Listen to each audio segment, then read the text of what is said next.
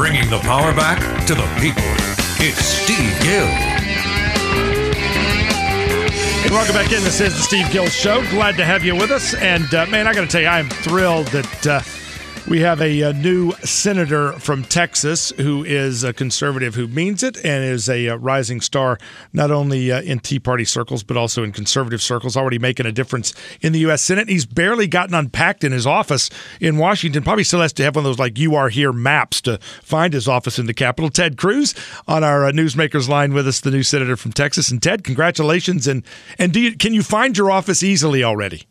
Good morning, Steve. No, I have to admit I'm still looking for the bathroom in the Capitol. I think that's the biggest challenge, man. You talk about going from 0 to 90.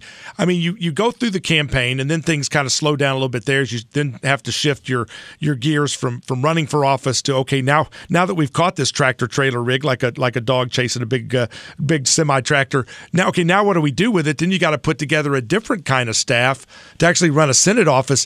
A lot of different skill sets having to be brought to bear in a pretty short time. Well, it is very much drinking like a fire hose, but, this is a time, I think, of just enormous challenge. And so we have been burning the candle at both ends, and it's been terrific. We've been able to bring together, I think, a very strong team, and we've got some big fights that unfortunately are going to happen very, very quickly.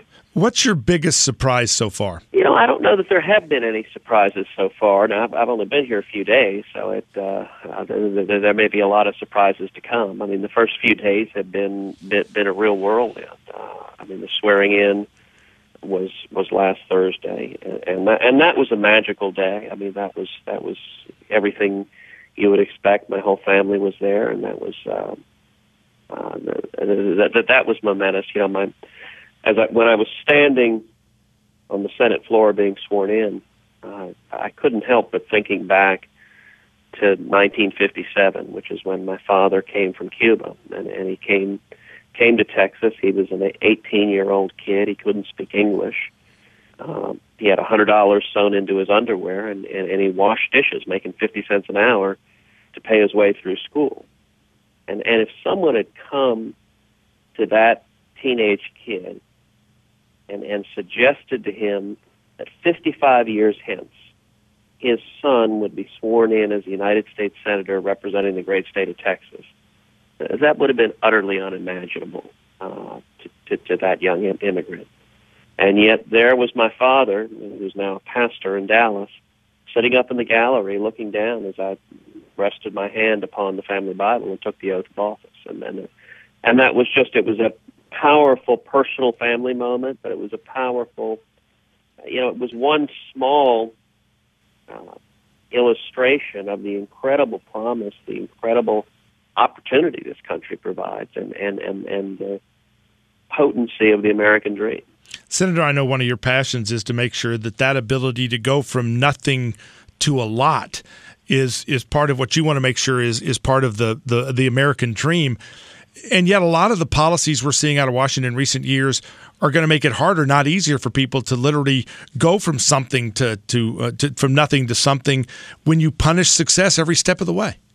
That's exactly right. And one of the things that I have been stressing for a long time is that, in my view, Republicans need to focus on what I call opportunity conservatism, which is conceptualizing and articulating every conservative policy with a laser focus on opportunity, on easing the means of ascent up the economic ladder. Look, the conventional wisdom is that the Republicans are the party of the rich and the Democrats are the party of the poor.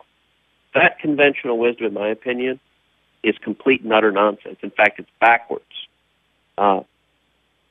Big government and big business get along just fine. Big business has never been shy about getting in bed with big government. What Republicans are and should be is the party of entrepreneurs, the party of the small business, the party of the people climbing the ladder, starting the next company in their garage, working to achieve the American dream. And the policies of the left do not work. They create dependency. They destroy individual responsibility.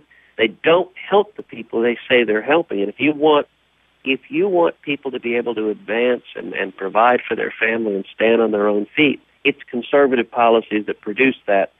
And I think Republicans have got to do a much better job of explaining that and carrying that message. Do you think that there is a will to wage that fight? I think one of the things that's been frustrating to a lot of folks who've watched the whole fiscal cliff debate, who look ahead to the debt limit debate, is whether or not the Republican leadership in Washington has the spine to wage that fight. I mean, I'm looking at Rand Paul, I'm looking at Marco Rubio, I'm looking at you. There are plenty of folks in the Senate, and there are certainly a handful of those in the House, particularly from Texas, with guys like Louis Gohmert and others. But is there a bulk of will that we can count on in these next fights? Well, I don't know, but I hope so. There's no doubt the fiscal cliff deal was a lousy deal. But one of the reasons it was such a lousy deal is that it was negotiated in a context where President Obama had a very significant advantage. Anytime you've got divided government, which we obviously have right now, the advantage is with whoever owns the default, whoever wins if nothing is done, because either party can shut it down and prevent anything from being done. What made the fiscal cliff negotiations so challenging was that if nothing was done, we would have seen a massive tax increase on every single taxpayer in America. And that was an outcome President Obama was perfectly happy with. He was, I think, serene to go off the fiscal cliff because his substantive policy objective is to raise taxes on Americans in order to pay for the massive expansion in federal government spending. That gave him a real advantage in the negotiation. It's why we got a lousy deal. I would have voted against the deal. But that deal is done now, and looking forward, that advantage has dissipated. And we're getting ready to move into another fight, the debt ceiling fight, that I think is the mirror image of the fiscal cliff. In the debt ceiling, it is fiscal conservatives, it is those who would have the government live within our means and stop spending money we don't have and stop bankrupting our kids, who have the advantage because we own the default. If nothing is done, the result would be, if the debt ceiling isn't raised, the result is not a default on our credit. That's scaremongering from the president. What the result would be is a partial government shutdown. And we've seen that before. In 1995, with the House Republicans, we saw a partial government shutdown. The world didn't end. There was some political pain, and actually as a result of the House Republicans taking that stand, we saw year after year of balanced budgets come from Congress, and some of the most fiscally responsible policies Congress has produced in the modern era. If Republicans stand together, stand for principles, stand for not bankrupting the future of our country, I think we can accomplish something quite significant with the debt limit. Whether that will happen, I don't know. What I can tell you is I'm going to use every capacity I have to urge Republicans to do exactly that, to stand together. The other battle that the president is using, maybe some argue as a distraction from the financial problems, others that it's just part of the kind of hidden agenda that he's had and was just waiting till he got reelected, is the gun grab and using the Newtown, Connecticut massacre as a base from which to launch the attack on guns. Obviously, Texans are pretty pro-gun.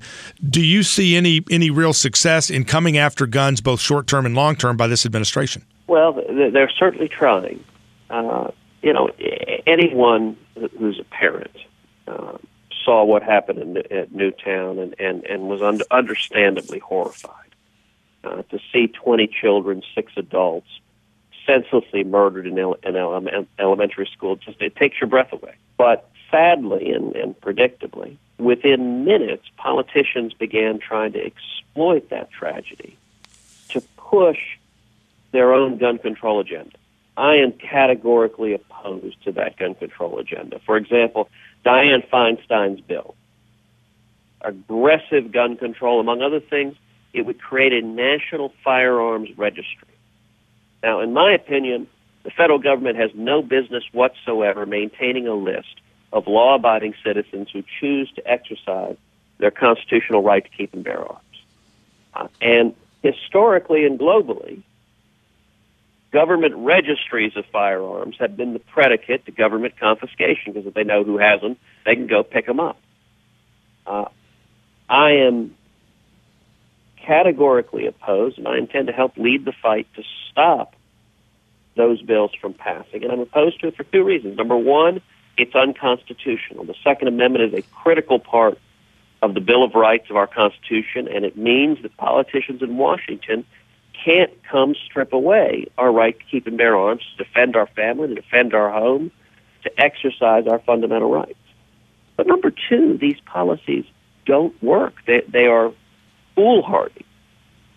Almost without exception, if you look at the jurisdictions that have the strictest gun control laws, they also have the highest crime rates and the highest murder rates.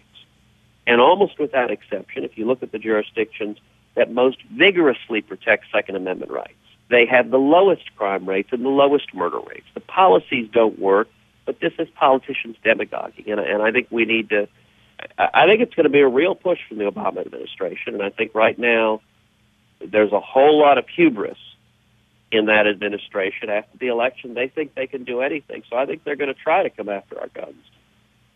But I hope and believe we're going to stand up and stop it. Senator, it is a bit ironic, isn't it? The same folks who oppose voter ID think we ought to be getting fingerprinted and photo ID'd to own a gun or continue to own a gun.